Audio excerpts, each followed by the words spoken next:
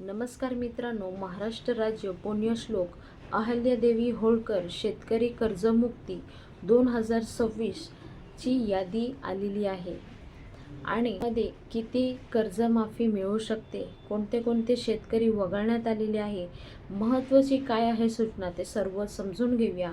त्या अगोदर मराठी या चॅनलला सबस्क्राईब करून ठेवा. कोणतेही प्रश्न असेल तर तुम्ही कमेंट बॉक्समध्ये कमेंट करून विचारू शकता. तर चला सविस्तर आपण माहिती समजून घेऊया. नमस्कार मित्रांनो, महाराष्ट्र सरकारच्या पुण्यश्लोक अहल्यादेवी होळकर शेतकरी कर्जमुक्ती योजना 2026 अंतर्गत पहिली लाभार्थी यादी 22 जुलै 2026 रोजी जाहीर करण्यात आली होती. सरकार आयुक्त अधिकृत वेबसाईटवर ही पहिली यादी जाहीर केलेली आहे. म्हणजे सध्या अधिकृतच्या पहिल्या यादी जाहीर झालेल्या आहे. पुढील लाभार्थींना ह्या यादी पडताळणी प्रक्रियानुसार टप्प्याटप्प्याने हप्ते येऊ शकतात. त्यामुळेच सोशल मीडियावर खूप सारे असे मेसेज येत आहे की दुसरी तिसरी यादी आलेली आहे, पण तसं काहीच नाही आहे. किती कर्जमाफी मिळणार आहे शेतकऱ्यांना ते पाहूया. तर पात्र शेतकऱ्यांना 2 लाखपर्यंत कर्ज मिळणार आहे.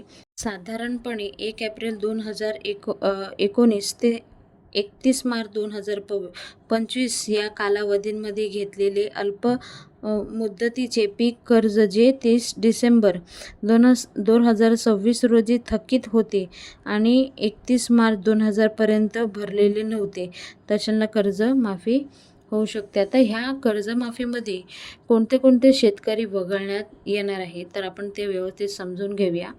विधान, माजी मंत्री, खासदार, आमदार आणि नमूद स्थानिक संस्थेचे सदस्य असेल तर ते वगळण्यात येईल. केंद्र व राज्य शासनाचे अधिकारी कर्मचारी जे एकत्रित मासिक वेतन 25,000 पेक्षा जास्त असेल ते वगळण्यात येणार आहे. त्यानंतर तर शेती बाह्य उत्पादन आयकर भरणारे असेल तर त्यांना वगळण्यात येणार आहे. त्यानंतर 25,000 पेक्षा जास्त मासिक पेन्शन घेऊन निवृत्ती वेतनधारक माजी सैनिक वगैरे असेल तर त्यांना वगळण्यात येणार आहे. काही सरकारी संस्था, बँक, खाजगी कारखाने, साखर कारखाने, नमूद